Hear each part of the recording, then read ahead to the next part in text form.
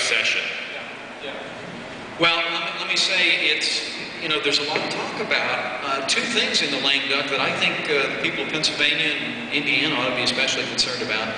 Number one is the cap and trade bill, which the Democrats passed out of the House of Representatives.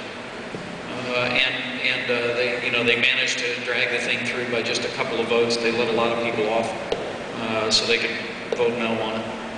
I don't speculate about motives and why individual members voted the way they voted, but they got it done.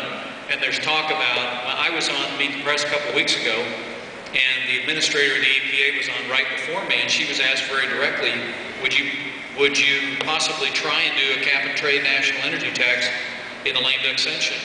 And she said, quote, potentially. Which then in the next segment I said that was outrageous. I mean, I think it would be a betrayal of the trust of the American people for Congress to take up any landmark legislation in the lame duck session. I really believe it, and we're going to continue to hit consistently and hard on that. The other thing I would express concern about, and this is something I believe your congressman has supported, is card check. I have sensed a determination by the American labor movement to extract card check from this Congress as with no other issue.